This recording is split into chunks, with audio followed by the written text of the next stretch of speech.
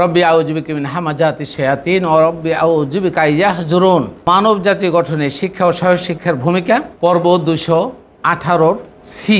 বহু কিতাবে বিশ্বাসীরা কি জালিম নন, ফাসিক নন, কাফির নন?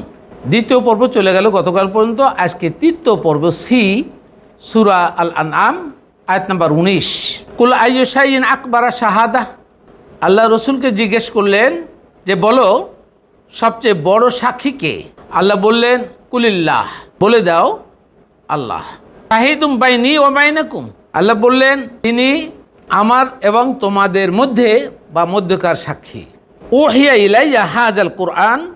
এই কোরআন আমার উপরে নাজিল হচ্ছে বা ওহি হয়েছে লিউনজিরা কুম জাত বিহি, যাতে করে তোমাদেরকে সতর্ক করা যায়, অমান বালাগা, আমার অবর্তমানে যাদের কাছে পৌঁছাবে, অর্থাৎ রসুলের অবর্তমানে যে সমস্ত দুনিয়া কিয়ামত পর্যন্ত যাদের কাছে পৌঁছবে, এই কোরআন হলো সকলের জন্য সতর্কবাণী। ইন্নাকুম লাতাশহাদুনা আন্না মাআল্লাহি ইলাহুন ওয়াহিদ। তোমরা কি এই সাক্ষী দাও যে আন্না মাআল্লাহি ইলাহুন ওয়াহিদ, আল্লাহ ছাড়া অন্য কোনো ইলাহ আছে? কুল লা আশহাদু। আল্লাহ রসুলকে শিখিয়ে দিলেন লা আশহাদু, বলো যে আমি সাক্ষ্য দেই না। কুল ইন্নামা হুয়া ইলাহুন ওয়াহিদুন, বলো একমাত্র ইলাহ আল্লাহ। ইন্নী বারিউম মিম্মা তুশরিকুন, এবং নিশ্চয়ই আমি এই শরিক করা থেকে, তোমরা যা শরিক করো তার থেকে আমি দায়মুক্ত, আমি শরিক করি না। একটু বিশ্লেষণের জায়গা রাখি। আল্লাহ বললেন আল্লাহ সবচেয়ে বড় সাক্ষী। মানব জীবনের জন্য, প্রতিটা মানুষের জন্য এই যে ব্রেন আছে, ব্রেনের সাথে আল্লাহর সাথে যে সংযোগ, এই সংযোগটাই হলো একটা দৃঢ় বন্ধন। কোরআনের মাধ্যমে, কোরআনের জ্ঞানের মাধ্যমে বন্ধন হবে। আল্লাহ রসুল যখন এই ওহীপ্রাপ্ত কোরআন নাজিল হয়, এটা কিভাবে তিনি সকলের মধ্যে পৌঁছাবেন সতর্কবাণী হিসাবে, এবং এইটা কি প্রক্রিয়া সে প্রচার করেছেন, এইটার জন্য সাক্ষী একমাত্র আল্লাহর রসুল এর এবং মানুষের মধ্যকার সাক্ষী আল্লাহ। আল্লাহর চেয়ে বড় সাক্ষী আর কেহ নেই। সুতরাং আল্লাহকে হাজির নাজির ও সাক্ষী মেনে কি রসুল কোনো অংশে প্রচার প্রচারণায় একটু ভুল করার কথা? নিশ্চয়ই না। সুতরাং আমরা যখন এই কোরআনকে যখন আমরা ধারণ করব, কোরআন অনুসরণ করব, তখন এই কোরআন ধারণ এবং অনুসরণ করে জ্ঞান অর্জন করে মানুষের মধ্যে যখন এই প্রচারণা চালাচ্ছি, তখন আমার মনে করতে হবে আল্লাহ বড় সাক্ষী। এই অন্ধকার ঘরে বা এই ঘরের মধ্যে একমাত্র আল্লাহ ছাড়া আর কোনো বড় সাক্ষী নেই। সুতরাং আমরা যেন এই প্রচার মাধ্যমে কোনো অংশে একটুও বানিয়ে না বলি, একটু মন গড়া কথা না বলি, কোনো অবস্থায় অন্য কোনো কিতাবের, অন্য কোনো হাদিস, অন্য কোনো ইজমা বা কিয়াসের শরণাপন্ন হয়ে আমরা যেন এই কাজ না করি। যদি কোরআনের সাথে অন্য কিছু সংমিশ্রণ করি বা অন্য কোনো কিতাব স্মরণ করি, তাহলে কি আমরা কাফির হব না, জালিম হব না, ফাসিক হব না? এখান থেকে আমরা এটাই জানতে চাচ্ছি। 12 সূরা আল আনআম আয়াত নাম্বার 50। কুল্লা আকুলু লাকুম।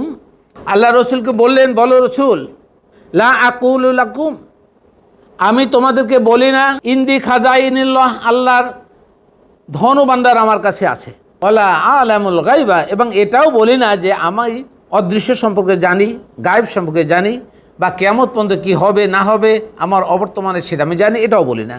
ওয়ালা আকুলু লাকুম ইন্নী মালাক, আর এটাও বলেন যে আমি ফেরেশতা, আমি তোমাদের মতোই মানুষ, ফেরেশতা নই। ইন্নী আত্তাবিউ ইল্লা মা উহিয়া ইলাইয়া, নিশ্চয়ই আমি আমার উপরে যা ওহি হয় তাছাড়া অন্য কিছু আমি ইত্তেবা করি না, অনুসরণ করি না। সুতরাং রসুল তার উপরে যা এই ওহি হয় তাছাড়া অন্য কিছু অনুসরণ করে না, তাহলে আমরা কি রসুলের এই বাণী ছাড়া, অর্থাৎ রসুলের মাধ্যমে কোরআনের বাণী ছাড়া অন্য কিছু অনুসরণ করতে পারি? এটাই প্রশ্ন। কুল হাল ইয়াস্তাউইল আমা ওয়া আবসার। আল্লাহ উদাহরণ স্থাপন করলেন, বললেন বলো যে অন্ধ ও দৃষ্টিসম্পন্ন ব্যক্তি কি সমান? নিশ্চয়ই না। অর্থাৎ জ্ঞানে যারা অন্ধ তারা হলো অন্ধ, জ্ঞানে যারা জ্ঞানী উৎকর্ষী তা হলো অধিকারী, আর অন্ধ যে জ্ঞান নাই মূর্খ তারা কি সমান? নিশ্চয় হবে না। কোরআন জানা ব্যক্তি এবং কোরআন অজানা ব্যক্তি কখনো সমান হয় না। আফালা তাতাফাক্কারুন, তবে কি তোমরা এটা নিয়ে চিন্তা গবেষণা করো না? তার মানে কোরআন নিয়ে চিন্তা গবেষণা না করার জন্য ধিক্কার দিয়েছে, করার জন্য নির্দেশ, বরং কোরআন নিয়ে চিন্তা গবেষণার জন্য আল্লাহ রসুলকে এবং রসুলের মাধ্যমে আমাদের সকল মানব জাতিকে ফরজ করেছেন। 13 সূরা আনআম আয়াত নাম্বার 57। কুল ইন্নী আলা বাইয়িনাতুন মিন রব্বি ওয়া কাযযাবতুম বিহি, বলো অবশ্যই আমি আমার রবের স্পষ্ট প্রমাণের উপরে প্রতিষ্ঠিত, অথচ তোমরা তা মিথ্যা অভিহিত করছো। তাহলে এটা আল্লাহ জানেন বিধায় আল্লাহ রসুলকে দিয়ে এটা বলালেন যে অবশ্যই আল্লাহ রসুল স্পষ্ট প্রমাণের ভিত্তিতে, প্রমাণ বলতে এই কোরআনের ভিত্তিতে, ওহির ভিত্তিতে প্রতিষ্ঠিত হয়েছেন, অথচ মানুষের মধ্যে কিছু লোক তাকে মিথ্যা অভিহিত করছেন। মা ইন্দি মা তাস্তাজিলুনা বিহি, তোমরা যে শাস্তির বিষয়টি তাড়াতাড়ি করছো বা তাড়াহুড়ো করছো, এটা আমার কাছে নাই। রসুলকে বললেন আল্লাহ যে তুমি মানুষকে জানিয়ে দাও কখন কোন বিচার হবে কি হবে না, কোন বিষয়টি তাড়াতাড়ি হবে, কোনটা আগে হবে কি পরে হবে, এটা আমার এখতিয়ারের মধ্যে না, এটা আল্লাহ জানেন। এটা বলছেন যে ইনিল হুকম ইল্লাল্লাহ, একমাত্র এইটার হুকুম দেওয়ার মালিক হলো একমাত্র আল্লাহ। সুতরাং মানুষ কোনো মানুষের হাকিম হতে পারে না। হাকিম হতে হবে বেস্ট অন আল্লাহ, হাকিম হবে আল্লাহর এই বাণীর ভিত্তিতে। তো আমরা যত ন্যায় বিচারক দেখব, ইমাম দেখব, পীর শাইখদের দেখব, স্কলার দেখব, তারা কিন্তু আমাদের হাকিম দেয়া বা হুকুম দেওয়ার অধিকার রাখেন না। তারা শুধু কোরআন বুঝে শুনে মানুষকে বুঝাই দেবে, এইটাই তাদের দায়িত্ব হবে। ইয়াকুসুল হক আহুয়া খয়রুল ফাসিলিন, এবং তিনি সত্য বর্ণনা করেন, অর্থাৎ আল্লাহ সত্য বর্ণনা করেন এবং তিনি উত্তম ফয়সালাকারী। তা আল্লাহর এই কোরআনের ভিত্তিতে যে ফয়সালা, এছাড়া মানুষ যদি কোনো নিজেদের মতো করে বিধানকে ফয়সালা করে বানায় বা হাদিস ইজমা কিয়াসকে দিয়া প্রাধান্য দিয়া মানুষের জন্য ফয়সালা বানায়, মানুষের জন্য ইবাদত বানায়, সেটা কি আল্লাহর ইবাদত হবে? বরং উল্টা এই কোরআন সাথে শিরিক করা হবে না, শিরিক হবে, জুলুম করা হবে এবং কুফরি করা হবে। 14 সূরা তাওবা 9-31। ইত্তাখাযু আহবারহুম ওয়া রুহবানাহুম আরবাবান মিন দুনিল্লাহ ওয়াল মাসীহ ইবনে মারইয়াম, তারা আল্লাহকে বাদ দিয়ে, মিন দুনিল্লাহ আল্লাহকে বাদ দিয়ে তাদের পণ্ডিতগণকে ও সংসার বিরাগীদেরকে তাদের রব হিসাবে গ্রহণ করছে, এবং মারিয়ামের পুত্র মাসিকেও ঈসা আলাইহিস সালামকে তারা রব হিসাবে গ্রহণ করেছিল, সেই যীশু খ্রিস্টের আমলে তার কওমের লোকজন খ্রিস্টানরা। অমা উমিরু ইল্লা লিয়াবুদুল ইলাহুম ওয়াহিদ, অথচ তারা এক ইলাহের দাসত্ব করার জন্যই আদিষ্ট হয়েছে। অমা উমিরু, তাদেরকে আদেশ করা হয়েছিল ইল্লা লিয়াবুদুল্লাহ, অর্থাৎ ইল্লা ইয়াবুদুনা ইলাহুম ওয়াহিদ, একমাত্র এক ইলাহ আল্লাহর উপরেই তাকে ইবাদত করতে হবে, তাকে দাসত্ব করতে হবে, এই জন্য তারা আদিষ্ট হয়েছিল। কিন্তু তারা তাদের পণ্ডিতগণ, তাদের সংসার বিরাগীগণ অথবা মসিহকে তারা রব হিসেবে মেনে নিল বা গ্রহণ করতে চাইল। লা ইলাহুন ইল্লা হুয়া, রসুলের মাধ্যমে জানে লা ইলাহুন ইল্লা হুয়া, আল্লাহ ছাড়া অন্য কোনো ইলাহ নেই। সুবহানাহু আম্মা ইউশরিকুন, অর্থাৎ তারা যাকে শরীক করে তা হতে তিনি সম্পূর্ণ পবিত্র বা মুক্ত।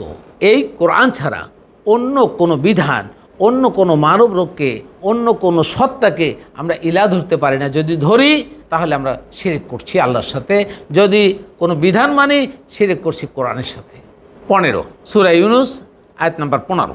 ওয়াইজা তুতলা আলাইহিম আয়াতুন বাইয়িনাহ, আর যখন আমাদের স্পষ্টভাবে প্রমাণিত আয়াত তাদের কাছে পাঠ করা হয়, ক্বালাল্লাযীনা লা ইয়ারজুনা লিকাআনা আ'তি বিকুরআন গায়রা হাযা আও বাদদিলহু, তখন যারা আমাদের সাক্ষাতের আশা করে না তারা বলে এটা ছাড়া অন্য এক কোরআন নিয়ে আসো অথবা এটা বাদ দাও। কুল মা ইয়াকুন লি আই উবাদদিলাহু মিন তিলকাই নাফসি, আল্লাহ রসুলকে শিখিয়ে দিলেন, বলো নিজ পক্ষ থেকে এটা বদলানো আমার কাজ না, আমার উপরে আদিষ্ট হয়নি আমি যে এটা বাদলে দেই, পরিবর্তন করি, তাবাদ্দুল করি অথবা সংযোজন করি, বিয়োজন করি, এমন ক্ষমতা আল্লাহ আমাকে দেননি।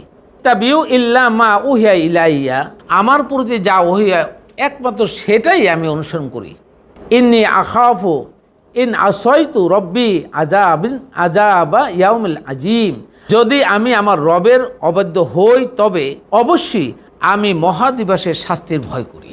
প্রশ্ন হচ্ছে, রসুল একমাত্র তার উপরে যা ওহী হয় তাছাড়া অন্য কেউ কোনো কিছু অনুসরণ করেনি, বরং এটা সে ভয় করছেন, রসুল ভয় করছেন যদি আমার উপরে যা ওহী হয় তা ভিন্ন যদি অন্য কিছু আমরা অনুসরণ করি তাহলে মহাদিবসে কিয়ামতের দিবসের ফয়সালার মাধ্যমে শাস্তির ভয় করছেন আমাদের রসুল। অথচ আমাদের রসুলের পরবর্তী যুগে এসে আমাদের আকাবিরা, আমাদের হাদিস বিশারদগণ, আমাদের এখন ওলামাগণ, আমাদের পীর সাহেবগণ, পণ্ডিতগণ, তারা এই কোরআনের বাহিরেও হাদিস ইজমা কিয়াস দিয়া নিজস্ব শরিয়া বানাইয়া তারপরে ওইটা অনুসরণ করে, ওইটা দিয়ে সালাত আদায় করে, ওইটা দিয়ে দোয়া করে, ইবাদত করে, মনে করছে আমরা এই দোয়া সালাতের মাধ্যমে বা নামাজের মাধ্যমে আমাদের বেহেশত হয়ে যাবে। How it would be possible? Impossible. That cannot be done. Then that cannot be the right way to get জান্নাহ। আমরা এখান থেকে আমাদের অনেক শিক্ষা আছে, আমরা প্রতিনিয়ত শিক্ষার চেষ্টা করি, আমরা এক কোরআনকে ধারণ করার চেষ্টা করি, কোরআন থেকে বোঝার চেষ্টা করি যা আমাদের রসুল করে গেছেন। রসুলের নামে যেখানে যত আয়াত আছে সমস্ত জায়গায় রিসালাতের কথা বলা আছে, নবীর নামে যা বলা আছে তার পার্থিব জীবনের অনেক কিছু বলা আছে। সেটা আমাদের জন্য সুন্নত হবে না, সেটা আমাদের পালনের জন্য আদিষ্ট আমরা হই নাই। আল্লাহ রসুলকে যে আয়াত নাজিল করেছেন, যে ওহী করছেন, তার উপরে তিনি যেমন আদিষ্ট ছিল, দুনিয়ার সকল মানব জাতি কিয়ামত পর্যন্ত ওই একই ওহীর উপরে আমরাও আদিষ্ট হয়েছি। ওটাই আমাদের মানতে হবে, ওটাই জানতে হবে। যদি এটা ভিন্ন অন্য কিছু আমরা স্মরণ করি, মানি বা পালন করি, তাহলে আল্লাহর এই কোরআনের সাথে, আল্লাহর সাথে, আখিরাতের দিবসের সাথে আমরা জুলুম করব, কাফির হব অথবা ফাসিক হব।